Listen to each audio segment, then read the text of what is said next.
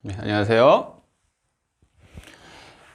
우리가 지금 법정지상권을 봤는데, 이거 마지막 이제 관습법상 법정지상권이 나왔죠? 이 관습법상 법정지상권에 들어가기 전에, 그럼 간략하게 그럼 법정지상권이 뭐였는지 한번 볼게요. 우리가 지금 법정지상권을 배웠잖아요? 이런 경우에 성립하는 거죠? 어떤 경우죠? 예, 토지와 건물이 동일인한테 속하고 있는데, 뭐죠? 동일인한테 속하고 있는데 이 중에서 하나만 저당권을 설정했을 때 문제가 되죠. 그래서 저당권이 설정된 다음에 저당권이 실행이 됐어요. 즉 경매에 들어간 다음에 경매에 들어가면 뭐죠? 경락인이 나오죠. 경락인이 건물을 취득하는데, 즉 이 경우에 어떻게 되죠? 이 토지 소유권자가 갑에서 병으로 바뀌는 결과가 나오죠. 즉 경락인이 토지 소유권자가 됐으니까 이 경우에 Y 건물의 소유자인 갑은 타인 토지인 이제 병이 이 타인 X 토지의 소유자잖아요. 타인 토지를 사용할 수 있는 권리를 뭐라고 한다고요? 법정지상권이라고 했습니다. 그래서 법정지상권은 언제 성립한다고요? 저당권 설정 당시에 건물이 있을 것. 그죠? 그 1번이죠? 그 다음에 뭐죠? 2번은 저당권 설정 당시에 토지와 건물의 소유권자가 동일해야죠. 소유권자 동일할 것. 그리고 세 번째, 임의경매, 즉 저당권 실행 경매에 따라서 이렇게 소유자가 달라질 것. 이렇게 해서 법정지상권이 성립합니다. 여기까지 이제 배우셨죠? 그러면 오늘은 이것도 법정지상권의 일종인데, 이것은 우리가 배웠던 법정지상권은 민법 366조에 따른, 즉 민법에 따른 그 법정지상권이었잖아요. 근데 이 지금 배우는 것은 관습법에 따라서 인정되는 법정지상권이다. 왜? 관습법도 법률 규정이죠. 그죠? 그래서 법정지상권을 이렇게 인정하는 겁니다. 그러면 관습법상 법정지상권은 훨씬 쉬워요. 지금까지 배웠던 법정지상권보다 더 쉬우니까 편한 마음으로 들으셔도 돼요. 봅시다. 동일인 소유의 토지와 건물 중 한쪽만 뭐다? 매매 기타의 원인으로 소유자가 달라졌네요. 그러면 지금까지 배웠던 법정지상권이랑 뭐가 다르죠? 동일인 소유의 토지와 건물, 이건 동일하죠? 일반적인 법정지상권도 동일인 소유였죠? 그죠? 같습니다. 근데 이 한쪽만 달라지는 것도 동일해요. 그죠? 한쪽만 달라져요, 소유권자가. 근데 뭐가 다르냐면 이것만 달라요. 법정지상권, 지금까지 배웠던 것은 뭐죠? 임의경매에 따라서 소유권자가 달라진 경우를 맞죠. 근데 관습법상 법정지상권은 이 소유권 변동의 원인이 매매 기타의 원인입니다. 아시겠나요? 그래서 이렇게 매매 기타의 원인으로 소유자가 달라졌어요. 그러면 철거 특약이 없는 이상 뭐다? 건물 소유자가 토지 부분에 대하여 관습법상 취득하는 지상권을 관습법상 법정지상권이라고 합니다. 그러면 이렇게 읽어보면 무슨 얘기인지 잘 모르겠잖아요. 한번 그 그림을 그려봅시다. 이런 거예요. 지금 봅시다. 똑같아요. X 토지와 Y 건물이 있는데 소유자가 둘 다 토지 소유자도 갑이고 이 Y 건물의 소유자도 갑입니다. 근데 이런 상태에서 어떤 일이 발생을 했냐면 매매 기타의 원인이죠. 그죠? 이 X 토지만 그 건물을 놔두고 X 토지만 갑이 매매를 했어요. 매매를 해가지고 소유권을 넘겨줬다는 얘기죠. 즉 을이 이제 소유자가 된 거죠. 그러면 어떻게 된 거죠? 이 X 토지의 소유권자가 갑에서 을로 바뀌었고, 그죠? 건물은 여전히 갑 소유죠. 지금 소유권자가 이렇게 되죠. 그러면 이 갑은 뭘 취득을 하냐면 자기 건물의 소유를 위해서 을 토지를 사용할 권리, 그게 뭐죠? 지상권이죠. 이게 지상권인데 이것은 우리 민법 규정에는 없죠. 관습법상 인정된다는 얘기예요. 그러면 왜 이게 관습법상 인정이 될까요? 이렇게 그 X 토지와 Y 건물이 동일한 소유자한테 속한 경우에 일반적으로 사람들은 이걸 같이 팔죠. 그죠? 건물이 있는 토지를 같이 파는데 이렇게 하나만 팔았어요. 토지만 팔았을 경우에 당사자는 뭘 의혹했냐면, 아, 그래, 내가 이렇게 하나만 판 이유는 여기다 지상권을, 즉 이 건물을 철거하지는 않을 것이다, 이런 생각을 바탕으로 관습법상 법정지상권을 인정을 하는 겁니다. 즉 팔았어요. 토지를 팔았는데 소유권자가 달라졌죠. 그러면 철거 청구를 할 수가 있을 거 아니에요.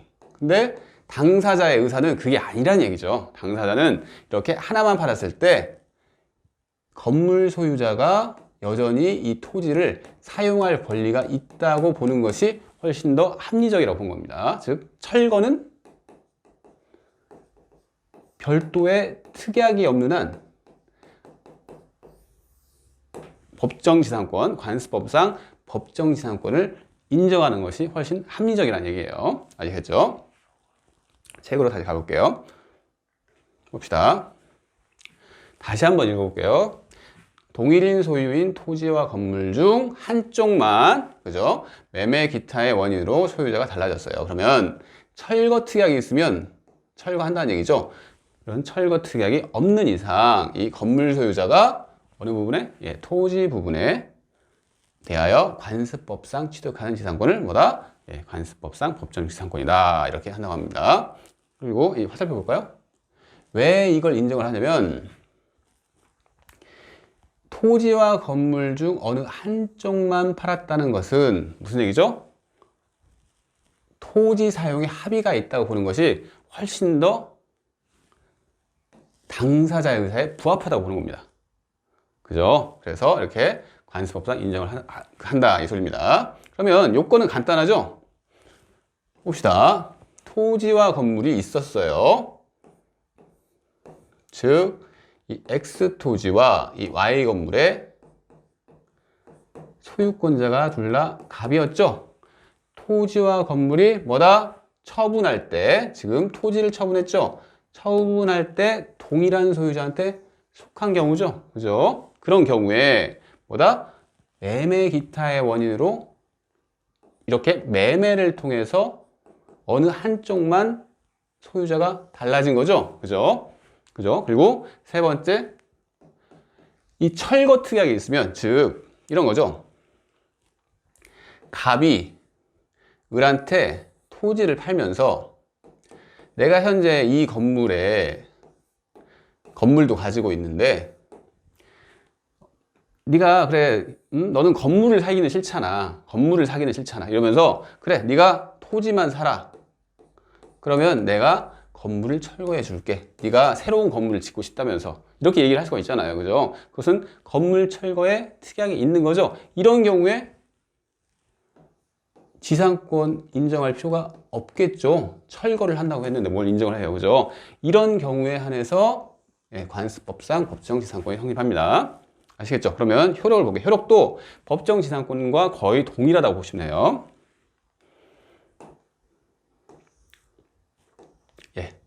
효력 한번 읽어볼게요.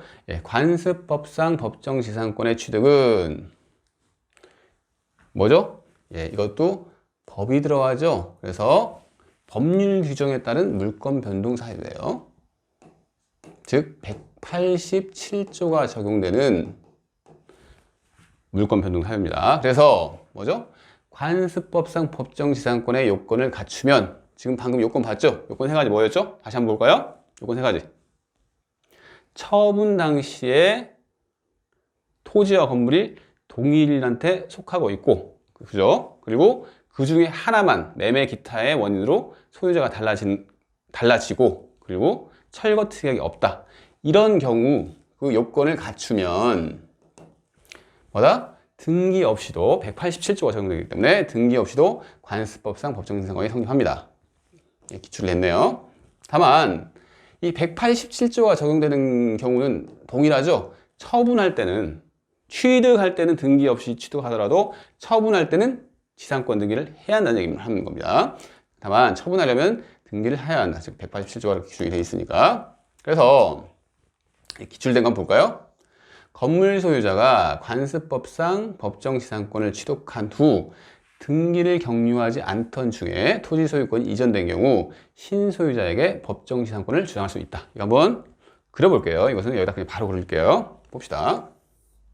무슨 얘기냐면 이렇게 지금 X 토지 Y 건물이 있고 갑이 이 건물의 소유자였는데 이 갑이 어떻게 됐죠? 매매를 통해서 소유권을 X 토지의 소유권을 넘겨줬어요. 그러면 소유자가 달라졌으니까 이 갑은 뭘 취득한다고요? 이 부분에 대해서 법정지상권을 취득하죠. 토지 부분에 대해서 이 토지에 대해서 법정지상권을 취득합니다. 근데 이 이후에 어떤 일이 또 발생했냐면 이 법정지상권 취득했어요. 이게 법률 규정에 따라서 취득을 한 거니까 등기 없이도 취득을 하는 거죠. 근데 그 이후에 어떤 일이 발생했냐면 을이 토지를 또 팔았어요. 그럼 현재 토지 소유자는 병이죠. 을이 아니라 병이에요.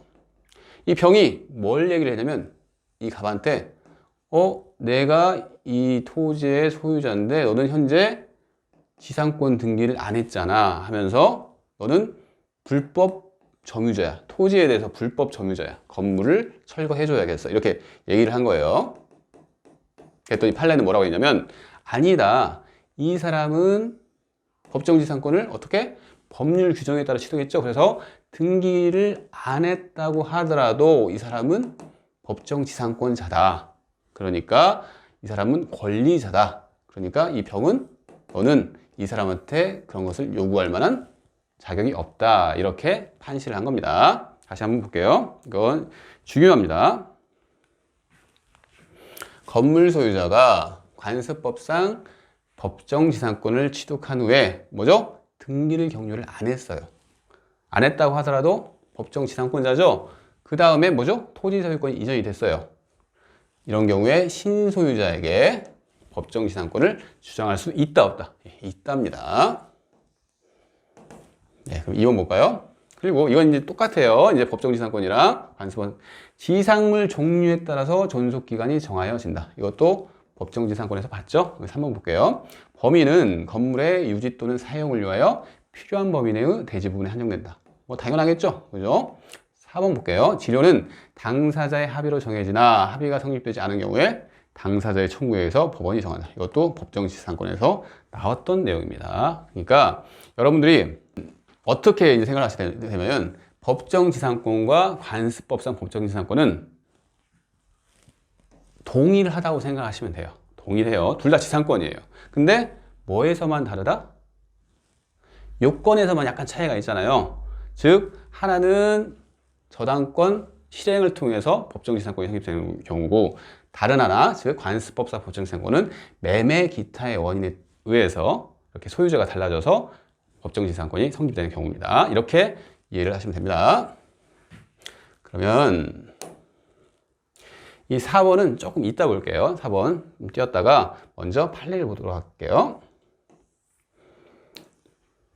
그러면 토지와 건물이 처분 당시에 동일한 소유자에 속할 것과 관련된 판례 봅시다. 토지 소유자가 매수인으로부터 토지 대금을 다 받기 전에 토지 위에 건물을 신축할 수 있도록 토지 사용을 승낙하였더라도 당사자 사이에 토지에 관한 지상권 설정의 합의가 있었다고 할 수 없으므로 매매 계약이 적법하게 해제됐어요. 무슨 얘기인지 잘 모르겠죠? 한번 봅시다. 무슨 얘기냐면 이렇게 토지가 있어요. 토지가 X토지라고 합시다. X토지가 있는데 본래 원소유자는 갑이었는데 이 을이 그 토지를 샀어요. 현재 건물 없죠. 근데 이 을 매수인이 뭘 했냐면 산 다음에 이 갑한테 부탁을 해요. 그러니까 등기까지 다 넘어온 상태가 아니고, 즉 이 사람이 돈을 다 지불한 상태가 아니라는 얘기입니다. 매수인이. 현재 소유자는, 즉 등기는 갑이 갖고 있는 거죠. 토지 소유자가 가지고 있는데, 뭐 무슨 얘기를 하냐면 을이 내가 지금 샀으니까, 응? 이 토지를 샀으니까 어차피 내 토지가 될 거 아니냐, 그러니까 내가 건물을 좀 질게, 이렇게 한 거예요. 그래서 을이 건물을 축조를 하는 거죠. 이렇게 건축을 했습니다. 을이 건물을 건축했어요. 근데 이게 그냥 별일 없이 끝나면 별 문제가 안 생기는데, 어떤 이유인지는 잘 모르겠지만 이 계약이 깨졌어요. 즉 해제가 됐다고 나오죠. 보면 그죠? 승낙하였더라도 토지 대금을 다 받기 전에 이렇게 한 다음에 해제가 됐어요. 해제가 됐으면 이 사람은 무슨 얘기를 하냐면 내가 지금 그 전에 이렇게 등기를 이전 받았나 봐요. 내가 등기를 받고 아직 돈을 다 지불 안 했지만 네가 이렇게 건물 건축할 것을 합의하지 않았냐 하면서, 이렇게 토지 소유권 이전, 이 매매 계약이 해지됐으면, 해지되면 소유권이 어떻게 되죠? 복귀되죠. 이 토지 소유권이 을에서 이렇게 갑으로 바뀝니다. 그래서 을은 뭘 주장하면 이거 내가 지금 건물 지었어, 그러니까 지금 소유권자가 달라졌지 하면서 을이 뭘 주장했냐면 법정지상권을 주장한 거예요. 관습법상 법정지상권, 매매 기타의 원인이니까. 그랬더니 우리 판례는 뭐라고 하냐면, 이것은 지금 이 갑이라는 사람이 건축에 동의를 해줬지만, 이 동의의 내용에는 이렇게 해제될 경우까지 생각을 해가지고 지상권 설정까지 합의한 것은 아니라고 본 겁니다. 그러니까 돈을 다 지불하고 등기를 넘겨받은 다음에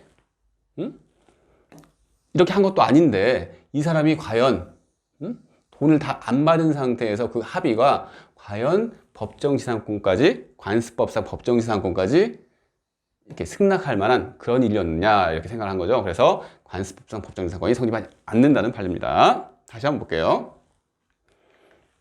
1번 봅시다. 토지 대금을 다 받기 전에 토지 위에 건물을 신축할 수 있도록 토지 사용을 승낙했죠. 그렇다고 하더라도 지상권 설정의 합의가 있었다고 할 수 없죠. 왜? 돈도 다 안 받았어요. 그죠? 그래서 그 이후에 매매계약이 적법하게 해지된 경우에는 어떻다?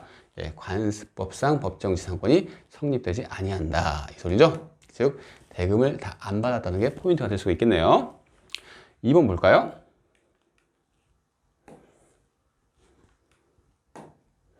2번, 관습상 법정지상권이 성립하려면 토지와 건물이 애초부터 동일인의 소유에 속하였을 필요는 없고, 소유권이 변동될 당시에 동일인이 토지와 그 지상 건물을 소유하였던 것으로 족하다. 당연하죠?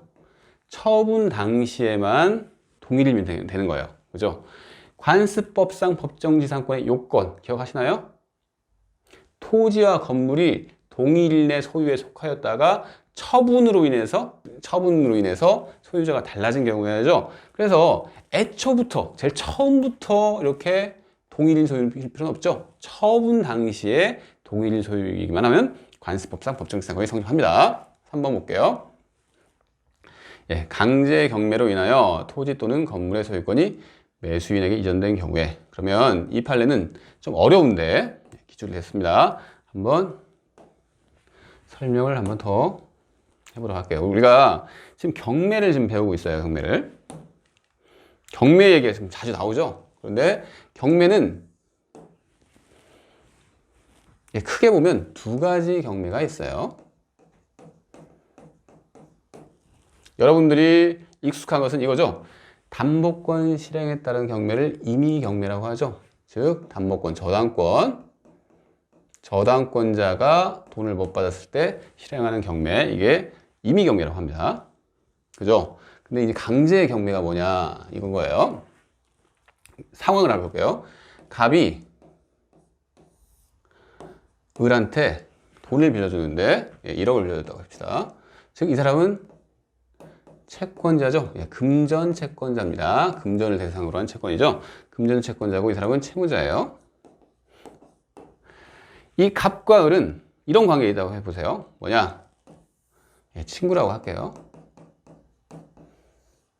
친구예요, 친구. 친구인데 친구 사이에 막 저당권 설정 받고 막 이렇게 하는 게 일반적이지는 않죠. 그죠? 친구예요. 그래서 그래 내가 돈 빌려줄게 하면서 그냥 특별한 담보 없이 이렇게 돈을 빌려줬습니다. 근데 이 을이 돈을 갚아야겠죠? 그죠? 돈을 갚아야 돼. 돈을 안 갚아요. 근데 을이 돈이 있는데 돈을 안 갚아요.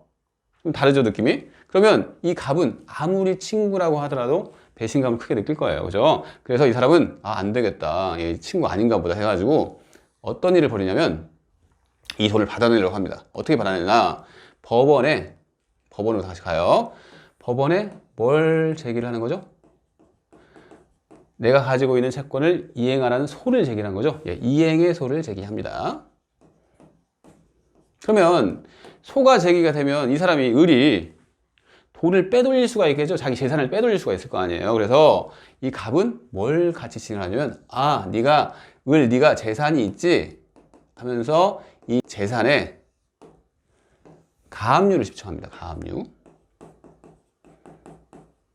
그러면 압류는 뭐고 가압류는 뭔가 이렇게 생각할 수 있는데 비슷비슷한 거예요. 근데 설명해 볼게요. 아직 소를 제기만 한 상태죠. 이 소의 결과, 즉 판결이 나오지 않았습니다. 그렇기 때문에 압류를 그냥 미리 하는 거예요. 미리. 판결이 안 나왔으니까 그걸 가압류라고 하는 거죠. 가압류. 그래서 이 갑이 궁극적으로 승소 판결을 받게 되면, 그죠? 승소 판결이 되면 뭘 할 수 있죠? 이때는 압류를 할 수가 있어요. 이 압류를 한다는 것은 이 을의 재산이 경매에 들어간다는 얘기입니다. 그죠? 이것을 강제 경매로 하는 거예요. 강제 경매. 아시겠나요? 그러니까 여러분들이 이렇게 이해를 해주세요. 우리가 압류, 가압류, 이것은 언제 나온다고요? 강제 경매 상황에서 나옵니다. 됐고요. 다시 채로 가볼게요. 3번 보고 있는 거죠. 강제 경매로 인하여 토지 또는 건물의 소유권이 매수인에게 이전됐습니다. 즉, 그래볼게요. 이렇게 해가지고 돈을 빌렸는데 못 갚아가지고 매수인, 즉, 이 을의 재산이 어떤 사람한테 경매를 통해서 이전됐다는 거죠. 이게 경매의 매수인이에요. 경락인입니다. 매수인이에요. 경매의 매수인. 그래서 경락인에게 이전이 됐어요. 병한테 이전이 됐어요. 근데 건물과 토지가 동일인에게 귀속되는지에 대한 판단은 지금 어떤 상황이냐면 이렇게 토지와 건물이 있는 상태인데 토지에만 압류가 들어간 거예요. 지금 이 갑이 건물까지 압류를 했으면 좋은데 왜 그런지 모르겠지만 토지에만 압류가 된 거예요. 그죠? 그러면 궁극적으로 토지가 병한테 이전이 되는 거죠. 현재 건물은 을 소유고 토지는 이제 병한테 넘어가는 거죠. 압류를 했어요. 그래서 병이 취득했으니까. 그래서 토지와 건물의 소유자가 달라지는 경우죠. 그죠? 근데 뭘로 달라졌죠? 강제 경매로 달라졌죠. 그러면 이렇게 생각할 수 있어요. 이상하다. 그러면 경매를 통해서 소유권자가 달라졌으면 우리가 배운 366조의 법정지상권이 성립하는 거 아닌가? 아닙니다. 366조는 저당권 실행을 통한 경매, 그때 적용되는 거고, 그 이후에 매매 기타의 원인, 즉 기타의 원인 속에 이 강제 경매도 들어가 있는 거예요. 아시겠나요? 그래서 강제 경매를 통해서 토지와 건물의 소유자가 달라지는 경우에는 뭐다? 관습법상 법정지상권이 성립되는 사유라는 것을 기억해 주셔야 합니다. 그래서 계속 가볼게요. 이렇게 이전된 경우에 건물과 토지가 동일인에게 귀속되는지에 대한 판단을 해야겠죠. 우리는 관습법상 법정지상권은 언제 그랬죠? 처분 당시죠. 처분 당시에 동일인의 소유였는지에 대한 판단을 하잖아요. 그죠? 처분 당시를 생각합니다. 근데 이 가압류의 경우에는 처분이 조금 복잡해요. 즉, 매수인이, 즉, 여기서 매수인은 지금 병입니다. 병. 경락인. 매수인이 소유권을 취득하는 매각대금 완납시가 아니랍니다. 일반적으로 이 경매를 통하면 이 경매의 매수인, 경락인이 경락대금을 납부할 때 소유권자가 바뀌죠. 그죠? 근데 강제 경매의 경우에는 아까 가압류, 압류 들어봤죠? 가압류, 압류가 됐다는 얘기는 뭐죠? 아, 이게 토지 소유권, 즉 이렇게 강제 경매를 통해서 소유권자가 달라질 수 있을 거라는 징표죠. 그죠? 가압류가 들어왔어요. 그럼 아, 이게 경매가 되겠구나. 이렇게 등기까지 돼요. 가압류도. 가압류, 뭐, 압류 다 등기됩니다. 그렇기 때문에 이 가압류나 압류가 됐을 때를 뭐다? 처분으로 보는 겁니다. 여기서는. 그래서 매수인, 이게 중요한 거예요. 매수인이 소유권을 취득하는 매각대금 완납시가 아니라는 거예요. 그리고 압류의 효력이 발생하는 때를 기준으로 판단하죠. 압류의 효력이 발생하는 때예요. 한편 강제 경매 개시 결정 이전에 가압류까지 있었어요.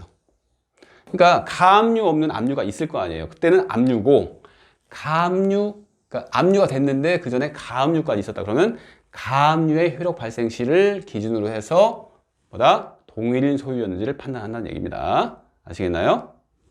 좀 어려운데 기출이 돼요, 이런 게. 그러니까 여러분들은 이해를 한번 해보세요. 아, 이때는 왜 매각대금 완납시가 일반적으로 소유권 변동시인데 그게 아니고 가압류가 돼 있다, 압류가 돼 있다. 이러면 뭐다? 아, 소유권이 변동되겠구나 하는 징표기 때문에 이때를 기준으로 해가지고 동일인 소유였는지를 판단한다는 얘기입니다. 판례는 결과적으로. 그래서 제가 이렇게 요약을 해놨어요. 어려울 텐데 한번 이해를 해보시고 그 다음에 이해를 했으면 이것만 읽어보시면 됩니다. 강제 경매에 의한 관습법상 지상권은, 법정 지상권은 동일 소유자 여부를 언제로? 압류 또는 가압류 시점 기준으로 판단을 한다는 얘기입니다. 됐고요. 이제 매매 기타 원인으로 토지와 건물의 소유자가 달라졌을 것과 관련된 판례입니다.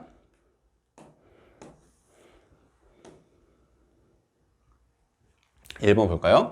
예, 관습상의 법정지상권의 성립 요건인 토지와 건물의 소유권의 동일인의 귀속과 그 후에 다른 사람에게 귀속은 법의 보호를 받을 수 있는 권리 변동으로 인한 것이어야 하므로 동일인에게 소유권 귀속이 동일인한테 됐어요. 이렇게 이 토지와 건물의 소유권이 이렇게 됐는데 이 귀속 자체가 뭐다? 예, 무효예요. 이렇게 귀속이 된 게 무효여서 나중에 그 원인 무효임이 밝혀져 가지고 등기가 말소가 됐어요. 그래서 만약에 이렇게 말소돼 가지고 을로 바뀌었다고 합시다. 그러면 이렇게 소유권자가 바뀌었으니까 관습법상 법정지상권이 성립하는 거 아니야? 아니라는 얘기죠. 왜? 이것은 법의 보호를 받을 수 없죠. 이게 지금 무효잖아요. 원인 무효잖아요. 이렇게 된 게. 그래서 이렇게 원인 무효인 경우에는 뭐다?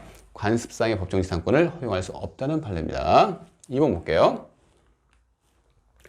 토지의 소유자가 건물을 건축할 당시에 이미 토지를 타에 매도하여 소유권 이전 의무를 부담하고 있었다면 토지의 매수인이 건축 행위를 승낙하지 않는 이상 그 건물은 철거되어야 하는 운명이고 토지 소유자가 이를 예상하고도 건물을 건축하였다면 건물을 위한 관습법상 법정이 성립하지 않는다. 무슨 얘기냐면 봅시다. 토지 소유자가 있어요.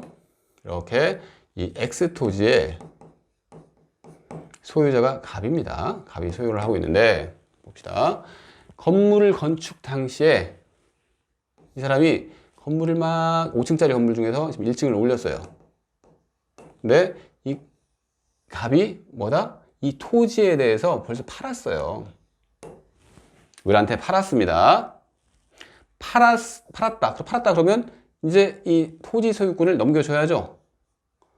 그러면 어떻게 보면 남의 토지에 지금 건물을 짓는 꼴이죠. 이 갑은 토지를 넘겨줄 의무가 있는 사람인데 지금 건물을 짓고 있다는 얘기죠. 그죠? 그죠? 그러면 이 갑을 보호해 줄 필요가 없죠. 갑이 이런 걸 주장하는 거죠. 내가 건물을 이렇게 짓고 있어가지고 내가 소유권, 건물에 대한 소유권을 취득했어. 그런 다음에 이렇게 있다가 토지 소유권이 이렇게 바뀌었네. 나는 건물을 위해서 법정지상권, 관습상의 법정지상권을 취득할 거야. 말이 안 되죠. 지금 토지를 넘겨줄 의무가 있는 사람인데 당연히 건축을 하면 안 돼요.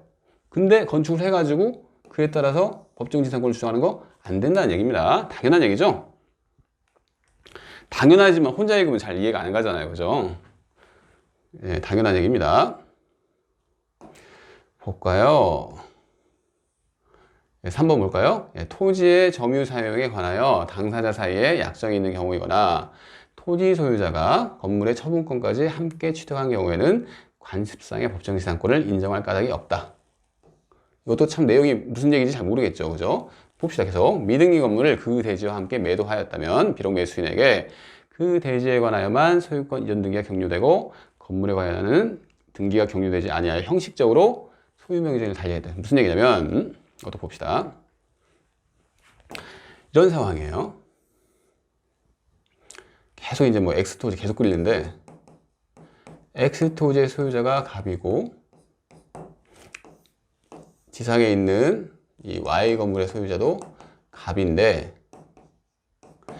갑은 이 Y 건물은 뭐다? 미등기 상태예요. 이것은 등기 상태고 그래서 갑이 어떻게 됐냐면 팔았어요. 을한테 팔았다는 얘기죠. 그리고 건물도 팔았죠. 팔았어요. 판 경우에 무슨 얘기를 하냐면 지금 대지와 건물을 함께 팔았어요. 함께. 그죠? 함께 팔았습니다. 그러면 우리가 지금 관습법상 법정지상권을 보는데 관습법상 법정지상권은 이렇게 함께 판 경우에요? 토지와 건물을 함께 판 경우인가요? 아니죠. 토지와 건물 중 하나만 팔았을 때 관습법상 법정지상권이 인정된다는 얘기죠. 그렇게 생각하시면 돼요. 그래서 그 미등기 건물을 그 대지와 함께 매도를 했어요. 함께 매도를 했다는 게 이 포인트죠. 함께 매도를 하였다면 형식적으로는 대지와 건물의 소유명의자가 달리가야 되죠. 그죠? 방금 함께 팔았으니까 갑, 토지 이렇게 해가지고 함께 팔았어요. 이렇게 했는데 이것은 등기가 안 됐죠. 을한테는 등기가 안 됐어요. 그러면 지금 뭘 주장하냐면 갑이 그래 내가 이 건물을 위해서 내가 현재 이 사람이 소유자예요. 지금 이 사람한테 팔았지만 등기는 현재 등기가 미등기 상태이기 때문에 이 사람이 이 건물의 소유권을 취득하고 있는 거예요. 그래서 이 갑이 뭘 주장하면 그러면 상황을 보니까 이렇게 소유자가 바뀌었네. 토지 소유자가. 그러면 내가 갑이 관습법상 법정지상권을 주장을 하는 겁니다. 지금. 근데 이게 인정이 될까요? 아니죠. 왜 인정이 안 되냐면 하나만 팔았어야 하는데 이 두 개를 같이 판 경우라는 거죠. 같이 판 경우에는 뭐죠?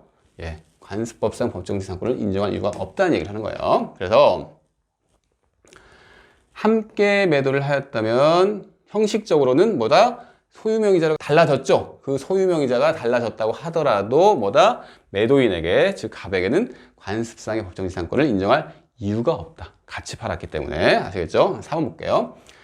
환지 얘기가 나오는데 좀 어려울 수가 있어요. 환지로 인하여 새로운 분할지역선이 그어진 결과 환지 전에는 동일인에게 속하였던 토지와 지상 건물의 소유자가 환지로 인해서 달라졌어요. 그러면 환지의 성질상 뭐다? 인정할 수 없다 이 얘기인데 한번 봅시다.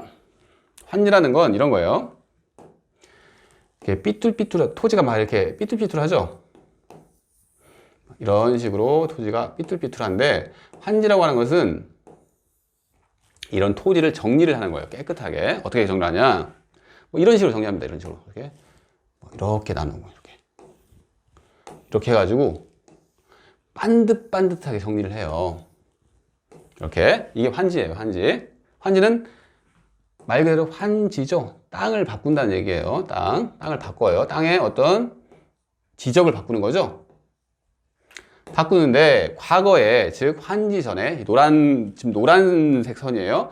노란색 선 당시에는 이 토지를 봅시다. 이 토지가 갑의 소유 토지였고 그 위에 건물이 이렇게 있었어요. 갑 건물이 있었어요.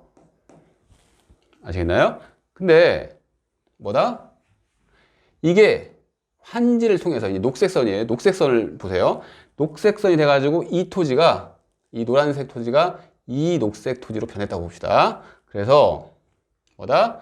토지 소유자가 환지를 통해서 을로 바뀌었어요. 건물은 계속 똑같이 있겠죠? 그죠?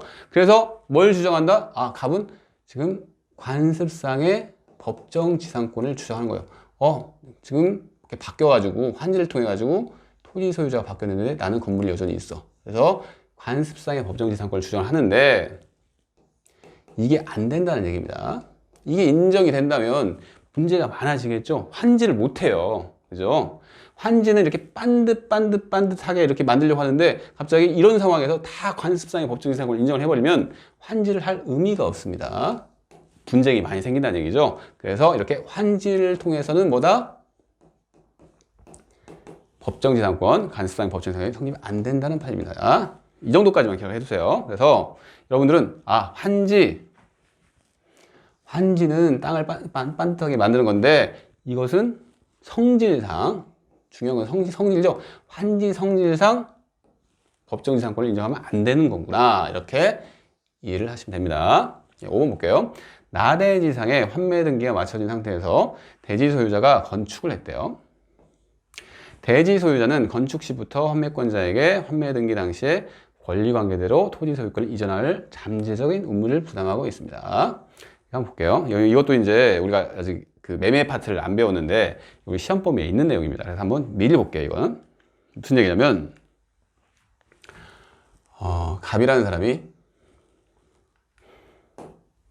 갑이라는 사람이 있어요. 이 사람이 지금 X 토지를 갖고 있다 봅시다. X 토지 소유자인데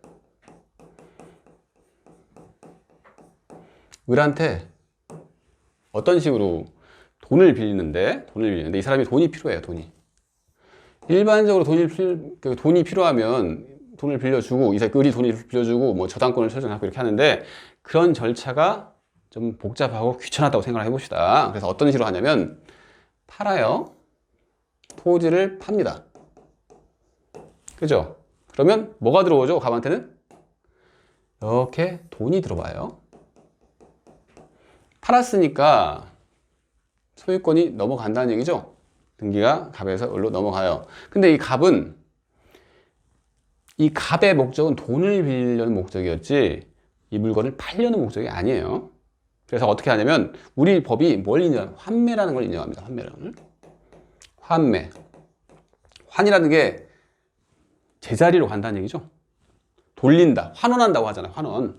다시 이렇게 갔던 것을, 즉 소유권이 넘어갔던 것을 다시 돌려받는 매매를 환매라고 합니다. 그래서 이 갑은 내가 지금 현재 돈이 없으니까 너한테 이렇게 물건을, 즉 X토지를 넘겨주는 건데 나는 이 토지를 팔 생각이 전혀 없어. 그러니까 환매 특약을 하는 거야. 내 자신이 이 갑이 다시 살 수 있는 특약을 갑과 을 사이에서 이렇게 환매 특약을 맺는 겁니다. 이거는 매매 계약과 동시에 해야 돼요. 이런 제한이 있는데 매매 계약을 하면서 같이 환매 특약을 했어요. 그러면 환매 특약을 했다는 것은 뭐죠? 그 당시에 매매를 했을 당시의 상태로 이 사람이 환매권을 행사하면 다시 넘겨줘야 돼요.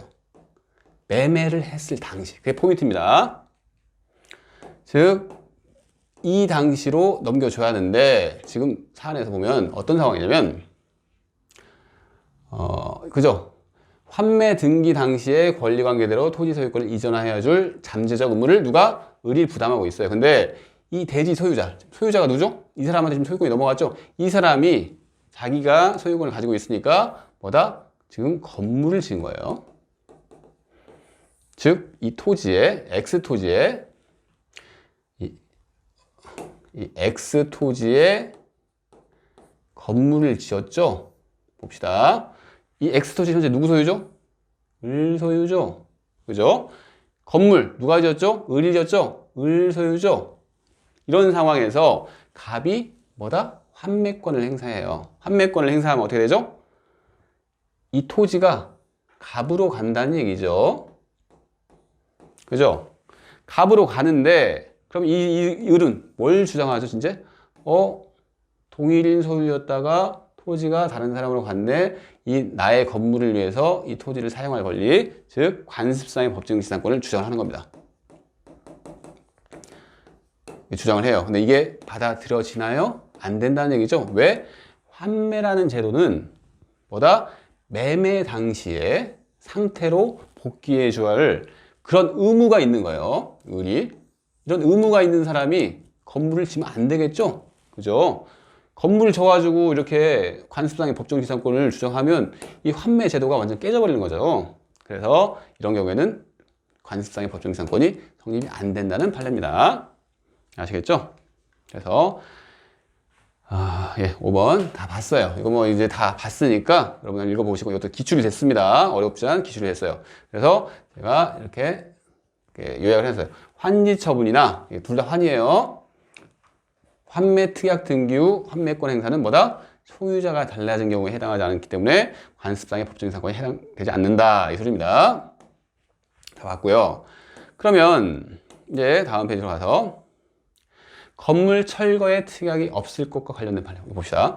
토지와 건물의 소유자가 토지만을 타인에게 증여를 했어요. 봅시다. 이것도 이렇게 그려봅시다. 이 상태에서 토지, X 토지가 있고 Y 건물이 있는데 지금 둘 다 갑소유죠.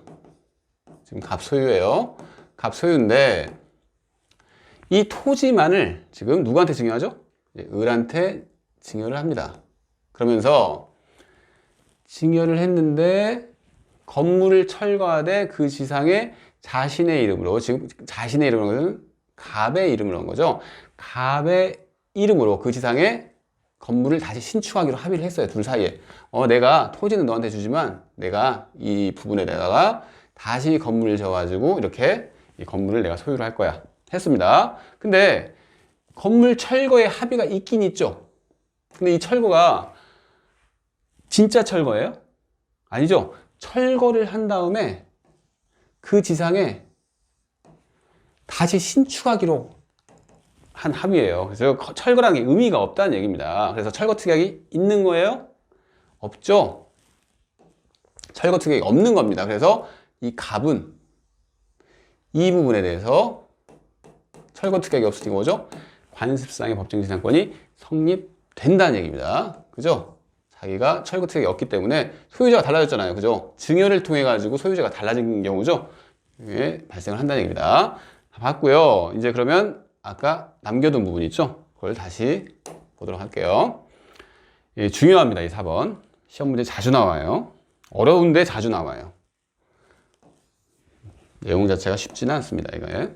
뭐냐면 이 법정지상권 또는 관습상의 법정지상권, 이거 뭐 둘 다 성질이 법정지상권이에요. 그러니까 그냥 법정지상권이라고 부를게요. 성립한 후에 건물이 양도됐습니다. 무슨 얘기냐면 성립을 했죠. 벌써 성립을 했어요. 그러니까 이런 식이죠. 이렇게 이 토지가 본래는 갑소유였는데 토지만 저당권을 잡았다고 합시다. 이번에는 그냥 그 법정지상권을 보는 거예요. 저당권을 잡았어요. 그래서 어떻게 됐다? 토지 소유권이 이렇게 변동이 됐죠. 을이 경락인이라는 얘기입니다. 지금. 그리고 본래 소유자가 여전히 Y 건물을 가지고 있는 상태죠. 그죠? 이런 경우에 갑이 뭘 취득하는 거죠? 법정지상권을 이 부분에 대해서 갑이라는 사람은 법정지상권을 가지고 있는 자입니다. 근데 법정지상권자가 건물을 팔았어요. 이렇게 누구한테 팔았냐면 이제 병이라고 합시다. 병한테 팔았습니다. 그러면 이 계약이 병한테 판 계약, 건물을 팔았어요.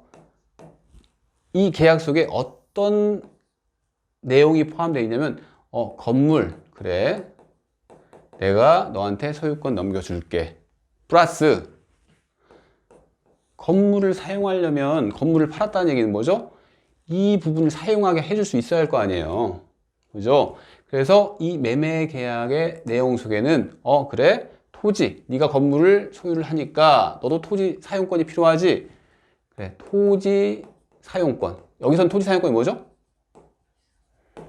법정지상권자죠, 갑이. 그래서 법정지상권을 넘겨주겠다는 내용이 포함되어 있는 겁니다. 이 계약 속에는요. 아시겠나요? 그게 이제 자연스러운 해석이죠. 지금 그 얘기를 하는 거예요. 다시 볼게요. 그래서 1번. 건물 소유자가 건물을 양도하는 경우에는 뭐다? 법정지상권도 양도 계약이 있었다고 볼 것이다. 아시겠나요? 두 번째 봅시다. 그래서 건물 양수인은 지상권 등기를 마쳐야지 지상권을 취득한다. 법정지상권을 당연히 취득하는 것은 아니다. 무슨 얘기냐면 똑같이 이 상태에서 좀 논의를 연장을 해볼게요. 이제 현재 병이 이렇게 건물과 토지 사용권, 즉 법정지상권 이것을 넘겨받을 지위에 있는 자죠. 그런데 이 건물 양수인 병은 법정지상권을 당연히 취득하나요? 그거 아니란 얘기입니다. 무슨 얘기냐면 법정지상권을 당연히 취득하는 사람은 갑이죠. 갑은 그죠? 366조에 따라서 법정지상권을 당연히 취득한 거죠. 그죠? 근데 이 병은 그게 아니에요. 지금 계약을 통해서 했기 때문에 법정지상권을 당연히 취득하는 게 아니라 등기를 받아야 한다는 얘기입니다. 그러니까 지상권 이전에 등기까지 있어야지 궁극적으로 법정지상권을 취득한다는 얘기예요. 지상권을 취득한다는 얘기입니다. 그럼 그 얘기를 하고 있는 거예요. 다시 볼게요. 그래서 건물 양수인은 지상권 등기를 마쳐야지 지상권을 취득합니다. 그죠? 이거 잘 이해해 주세요. 이해를 하셔야 돼요. 이해를. 그래서 법정지상권을 당연히 취득하는 것이 아닙니다. 됐죠? 그래서 건물 양수인은 그러면 취득하려면 어떤 구체적인 방법을 써야 할 거 아니에요. 그래서 채권자 대위권을 행사하여 법정지상권의 설정 등기 및 이전 등기를 구할 수 있다. 이제 이게 좀 어려울 텐데. 채권자 대위권이 뭔지는 아시잖아요. 그죠? 여러 번 설명을 했습니다. 무슨 얘기냐면 이 병은 누구를 채무자로 하죠, 지금? 갑을 채무자로 하죠. 지금 매매를 맺었어요. 매매를. 그죠? 매매를 맺었는데 지금 상황이 이 갑이 법정지상권을 안 넘겨줬던 거죠. 등기를 지금 못 받았다는 얘기예요. 지금 병이 안 넘겨줬다는 얘기입니다. 즉 갑은 당연하게 취득을 했죠. 법정지상권을. 지금 갑 얘기를 하는 거예요. 병 얘기를 하는 게 아니라 갑은 당연하게 취득을 했어요. 법정지상권을. 당연 취득했어요. 무슨 얘기죠? 당연 취득했다는 것은 등기가 없어도 갑은 취득을 했죠. 그래서 현재 이 토지 등기부를 보니까 지상권이 등기가 돼 있나요? 안 돼 있다는 얘기입니다. 지금 당연히 취득했어요. 안 돼 있는 상황이에요. 토지 등기부를 보면 우리 을구에 보면 지상권을 설정할 수 있는 등기가 있어요. 지상권을 설정할 수가 있는데 거기 봤더니 지상권 등기가 없다는 얘기입니다. 그래도 갑은 법정지상권자죠.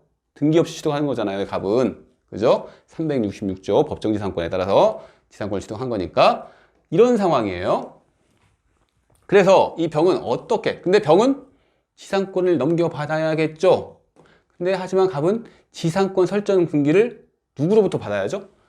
을로부터 받아야죠. 을은 이 사람한테 지상권을 설정해줘야 돼요.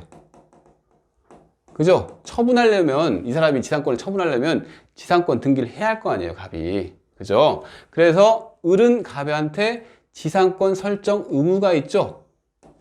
그리고 갑은 병한테 뭐죠? 지상권 이전 의무가 있죠. 아시겠나요? 그래서 이 병이 어떻게 행사를 하냐면 채권자입니다. 매매를 했어요.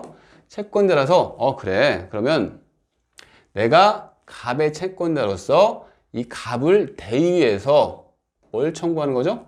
갑이 청구할 수 있는 거. 갑이 뭘 청구할 수 있다고 그랬죠? 지상권 설정을 청구를 하는 거예요. 병이 갑을 대위해서 갑이 행사해야 하는 지상권 설정 등기 청구권을 대신 행사를 한다는 얘기입니다. 아시겠나요? 이렇게 행사를 했어요. 행사를 하면 어떻게 되죠? 을은 현재 이 토지 소유자죠. 을은 그렇지, 설정 의무가 있으니까 내가 설정해줘야 한다. 그래서 설정을 해줬어요. 지상권을 설정해줬습니다.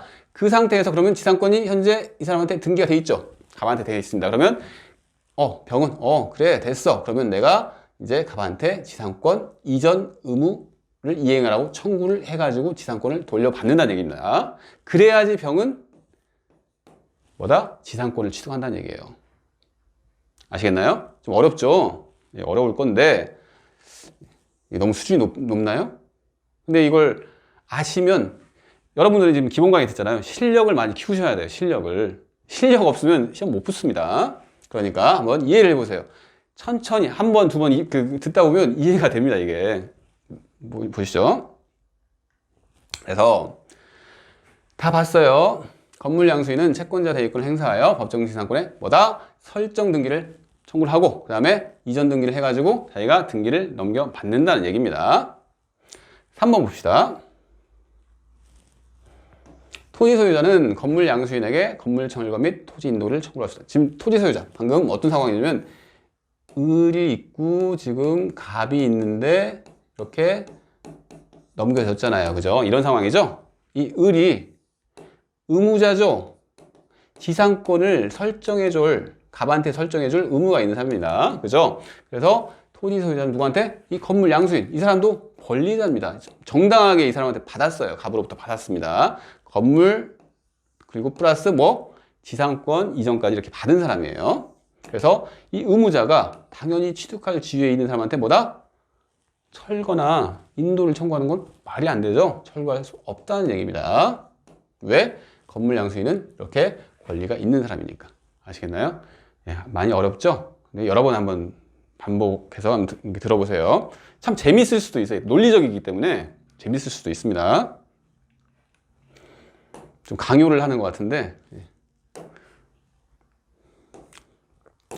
봅시다. 그러면 그에 관련된 판례가 나와요. 법정지상권이 성립 후 건물이 양도된 경우와 관련된 판례 해가지고 4가지 판례가 있습니다. 보시죠. 예, 건물 소유를 위하여 법정지상권을 취득한 자로부터 경매에 의하여 그 건물의 소유권을 이전받은 경락인은 경락 후 건물을 철거한다는 등의 매각 조건에서 경매되는 경우 등 특별한 사정이 없는 한, 이건 중요한 건 아니죠. 그런 사정이 없는 한 뭐다? 건물의 경락 취득과 함께 위 지상권도 당연히 취득한다. 무슨 얘기냐면 지금 봅시다.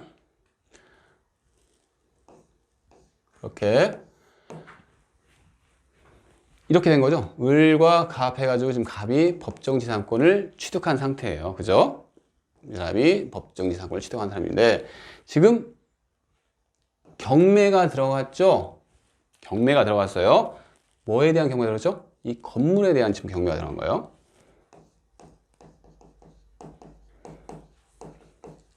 건물 경매가 들어갔습니다. 그러면 건물의 경락이, 지금 건물이 들어간 거예요. 건물이, 토지가 들어간 게 아니라 경매가. 그래서 이 경락인 병이 이 건물을 취득하는 거죠. 건물의 소유권을 이전받은 경락인은 특별히 이거 빼고 건물의 경락 취득과 함께 위 지상권도 당연히 취득한다. 취득해야겠죠. 왜 그러죠? 이 병은 건물만 받아서는 의미 없죠. 법정지상권도 이 갑이 가지고 있는 법정지상권도 자기가 취득을 해야지 건물을 사용할 수 있을 거 아니에요. 근데 그건 알겠죠. 근데 무슨 얘기냐면 당연히 취득한답니다. 왜 당연히 취득하죠? 이때 기출됐네요. 우리가 187조, 갑자기 이제 187조가 얘기 나오는데 187조에 제가 이제 민법 총칙에서 나왔던 건데 등기 없이도 당연히 취득하는 그 종류가 뭐가 있었죠? 상, 용, 판매 이렇게 얘기를 했나요? 기억하시나요? 상용, 판매? 상이 뭐죠? 상속이 됐으면 당연히 취득이 되고 용은 뭐죠? 용? 예, 공용징수죠. 공용징수. 용. 공용징수가 뭐냐? 예, 수용입니다. 수용되는 거. 국가가 강제적으로 뺏어가요. 이럴 때는 뭐다? 국가가 한 행위니까 당연스럽게, 즉 등기 없이도 당연히 물권 변동이 생기죠. 판은 뭐죠? 판결이죠. 이때 판결이 뭐죠? 형성 판결 해가지고 공유물 분할 판결이라고 했죠. 공유물 분할 판결이 있으면 당연히 등기 없이도 이렇게 물권 변동이 생기죠. 마지막에 매네요. 매. 경매입니다. 경매. 경매예요. 지금 이미 경매를 하고 있죠. 경매가 됐어요. 이 건물 경매가 되면 이 건물 경매 속에 뭐에 대한 경매까지 같이 들어가 있냐면 법정 지상권도 여전히 그 경락인한테 넘겨줄 거라는 그 내용까지 포함된 경매예요. 그죠? 그렇게 해서 경매가 됐다는 것은 뭐다? 법정 지상권이 당연히 지상권이 당연히 이 병한테 그 경락인한테 이전된다는 얘기입니다. 그래서 여기서 당연히라는 표현을 썼죠. 당연히. 아시겠나요? 이렇게 이해를 하시면 됩니다. 2번. 예. 법정지상권자가 건물을 제3자에게 양도하는 경우에 특별한 사정이 없는 건물과 함께 법정지상권도 양도하기로 하는 채권적 계약이 있다고 할 것입니다. 다 봤습니다, 이거. 그죠? 같이. 법정지상권도 같이 넘기는 거죠. 그래서 양도인을 순차 대유하여 법정지상권의 설정 등기 및 이전 등기 절차를 이행을 구할 수 있고, 채권자 대위권을 행사해서 한다는 거 방금 봤죠? 설명 안 드릴게요, 이제. 그리고 토지 소유자는 건물 소유자에 대하여 법정지상권의 부담을 용인하고 설정 등기 절차를 이행할 의무가 있죠? 토지 소유자. 그죠? 의무가 있는 사람입니다. 그래서 법정지상권이 붙은 건물의 양수인은 법정지상권에 대한 등기를 하지 않았다 하더라도 건물의 양수인이 현재 등기를 하지 않았습니다. 토지 소유자에 대한 관계에서 뭐다? 적법하게 토지를 점유 사용하고 있는 자라 할 것이죠. 이 사람은 권리자입니다. 그죠? 법정지상권까지 같이 받았으니 권리자예요. 그래서 토지 소유자는 의무자고. 그래서 따라서 건물을 양도한 자라고 하더라도 지상권 갱신 청구권이 있고 건물의 양수인은 법정지상권자인 양도인의 갱신 청구를 대유 행사할 수 있다고 보아야 할 것이다. 좀 어려운데 이건 또 갑자기 어려운 게 계속 나와서 좀 미안한데요. 한번 봅시다. 이런 거죠. 지금 설명을 다 드렸어요. 윗부분 다 들었고 무슨 얘기냐면 생각을 해보세요. 지금 을이 토지 소유자였죠. 이 갑은 법정지상권을 을로부터 취득한 자입니다. 그죠? 이 상황이에요. 지금 법정지상권. 그러니까 경락을 통해서 본래는 토지 소유권이 갑한테 있었는데 을한테 갔다는 얘기죠. 그래서 갑이 법정지상권을 취득한 겁니다. 근데 이 상황에서 어떤 일이 발생을 했냐면 건물을 팔았잖아요. 그죠? 이 건물 매매 계약 속에 어떤 의미가 포함되어 있다고요? 법정지상권을 넘겨줄 그 내용까지 포함되어 있다고 했습니다. 아시겠나요? 근데 우리가 지상권 파트 이제 다시 기억을 해보세요. 일반적인 지상권 파트. 지상권의 파트 뭐였냐면 기억나시나요? 지상권 갱신 청구권이 있죠? 기억하세요? 지상권 갱신 청구권과 뭐는 세트다? 지상물 매수 청구권은 세트다. 그래서 어떤 경우에 지상권 갱신 청구권이 인정이 되나요? 지상물이 현존하고 있고 그리고 기간 만료에 따른 지상권 소멸이 있는 경우에 즉 채무 불이행에 따라서 소멸한 경우가 아닌 경우에 이렇게 지상권 갱신 청구권을 행사할 수 있죠. 그래서 지금 이 상황이에요. 넘겨줬는데 지금 갑은 을에 대해서 현재 뭐죠? 여전히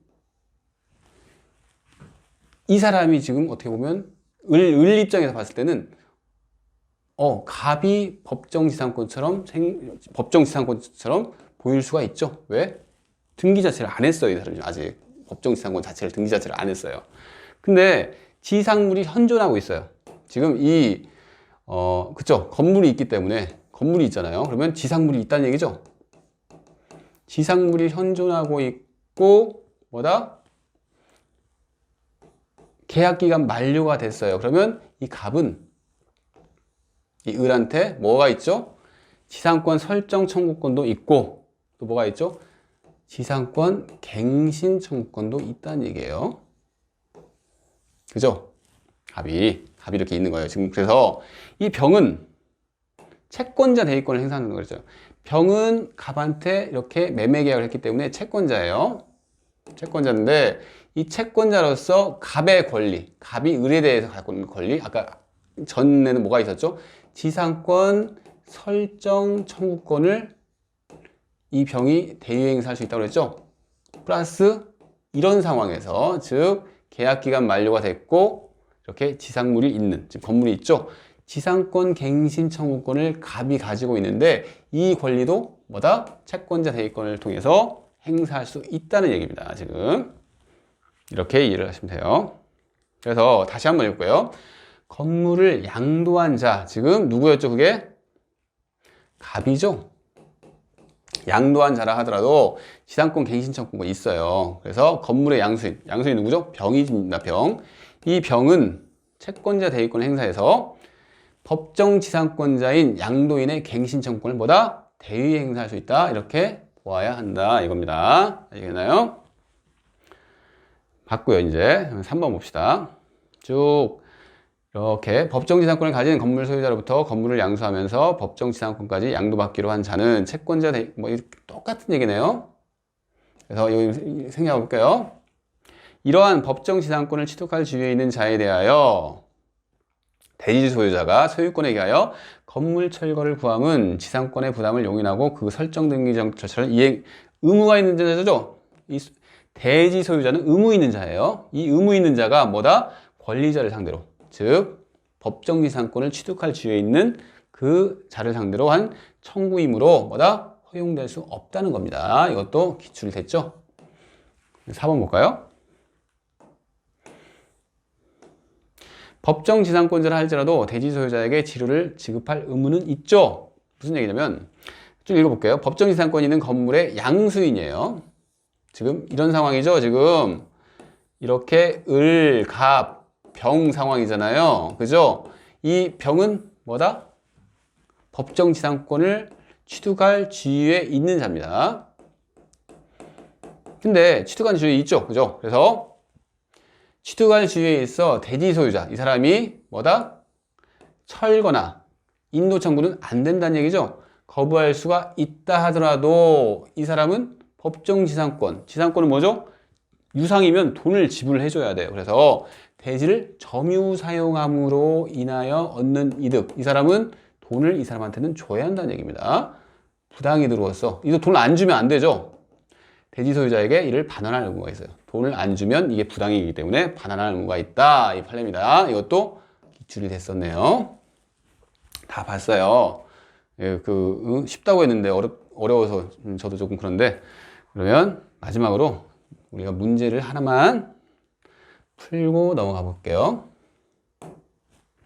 제가 이제 그 기출 문제를 이제 강의도 하는데, 왜 지금 이걸 따라볼게 보냐면, 이 법정지상권 파트가 좀 길기도 하고 어렵기도 하고, 그래서 여러분들이 심란해 하실 것 같아서 이 자리에서 풀어드려야지, 그렇게 뭐 별거 아니구나 이렇게 생각할 수 있을 것 같아서 한번 문제를 한번 준비를 해봤습니다. 갑에게 법정지상권 또는 관습법상 법정지상권이 인정되는 경우를 모두 고른 것은, 모두 고르라고 했어요. 그래서 판례에 따르고 33회에 기출된 거네요. 기억번 볼까요? 을 소유 토지 위에 을의 승낙을 얻어 신축한 병 소유 건물을 갑이 매수했답니다. 이것도 다 그림을 그려야 돼요. 이렇게 법정지상권, 관습법, 법정지상권은 이렇게 갑을병이 다 나와요. 그래서 문제가 어렵다는 얘기죠. 그래서 을 소유 토지 위에, 토지는 을 소유고 을의 승낙을 얻어 신축한 병 소유 건물을, 지금 이 건물은 병 소유라고 하네요. 갑이 매수했답니다. 이렇게 갑이 매수했어요. 건물을 매수했죠? 근데 지금 관습법상 법정지상권을 이렇게 물어보는 거예요. 관습법상 법정지상권의 요건 중에서 처분 당시에, 이게 지금 처분이죠? 처분 당시에 토지와 건물이 동일인 소유에 속하여야 한다는 내용이 있죠? 지금 처분 당시에 소유권자가 같나요? 안 같죠? 그래서 그것은 성립하지 않습니다. 니은번 볼게요. 을 소유 토지 위에 갑과 을이 건물을 공유를 하면서 토지에만 저당권을 설정하였다가 그 실행을 위한 경매로 병이 토지 소유권을 취소한 경우. 무슨 얘기나요? 볼까요? 이것도 똑같이 걸어볼게요. 을 소유 토지입니다. 갑과 을이 이렇게 건물을 공유를 하고 있대요. 갑과 을이. 그래서 토지에만, 여기에만, 토지에만 뭐다? 저당권이 설정됐죠. 설정되었다가 그 실행을 위한 경매로 병이 토지 소유권을 취득했대요. 즉 경락인이, 이 토지에 대한 경락인이 누구죠? 병입니다. 그러면 지금 이게 무슨 얘기죠? 이 상태는 저당권 얘기가 나오죠. 이것은 법정지상권이에요. 관습법상 법정지상권 아니죠. 저당권 실행을 통해서 소유권자가 병으로 바뀐 거죠. 즉 을에서 병으로 소유권자가 바뀌었는데 이 경락인은 뭘 본다고 그랬죠? 말소 기준 권리. 저당권 설정 당시의 상태가 어떻게 됐는지, 그러니까 최선순위 저당권 설정 당시 그 상태가 어땠는지를 파악을 한다고 했죠. 그래서 그 이후의 권리는 쭉 사라지니까, 그죠? 말소 기준 권리 포함해서 사라지니까. 그래서 이 병은 뭘 보죠? 자기가 저당권 설정 당시에 어떻게 됐다? 건물이 있었어요. 그죠? 건물이 있는 상태에서 저당권이 설정됐어요. 그죠? 토지도 있고 건물이 있는 상태에서 저당권이 설정됐습니다. 그래서 이 사람은 뭐다? 법정지상권이 성립이 되겠네. 이렇게 생각할 수가 있는 거죠. 그리고 설정 당시에 토지 소유권자가 을이고, 그죠? 건물도 공유, 즉, 이 전체 건물에 이 을의 지분이 골고루 퍼져 있죠. 그러니까 뭐다? 동일한 소유자한테 속하였다. 이렇게 병은 판단할 수 있기 때문에 이 경우에는 뭐다? 366조의 법정지상권이 취득된다는 얘기입니다. 아시겠나요? 그럼 D급번 봅시다. 예. 갑이 을로부터 을 소유의 미등기 건물과 그 대지를 함께 매수하고 대지에 관해서만 소유권 이전 등기를 한 후 건물에 대한 등기 전 설정된 저당권에 의해 대지가 경매되어 병이 토지 소유권을 취득한 게 좀 어렵죠. 문제 이렇게 어렵게 나와요, 실제로. 그래서 이제 실력을 키우셔야 한다는 얘기입니다. 대충 공부하셔가지고 맞출 수 있는 게 별로 없어요, 생각보다. 갑이 을로부터 봅시다. 을 소유 미등기 건물과 대지를, 지금 토지가 을 소유고 이 건물도 을 소유인데 이게 미등기예요, 건물은. 근데 갑이 이렇게 취득했다는 얘기죠. 취득을 했는데 지금 건물이 문제가 되는 거예요. 건물이 미등기입니다. 그래서 갑은 소유권을 아직 못 받았다는 얘기죠. 그죠? 소유권 못 받은 거예요. 그래서 매수하고 대지에 관해서만 소유권 이전 등기를 했다는 얘기죠. 지금 여기만 이전 등기를 하고 여기는 건물에 대해서는 이전 등기 마이너스예요. 이전 등기 안 했어요. 이전 등기를 한 후 뭐죠? 건물에 대해서 등기 전에 설정된 저당권에 의해 대지가 경매됐답니다. 경매됐다. 그럼 무슨 얘기죠? 경락인이 발생한다는 얘기죠. 경락인이 병, 대지에 대해서 경락인이 발생을 했어요.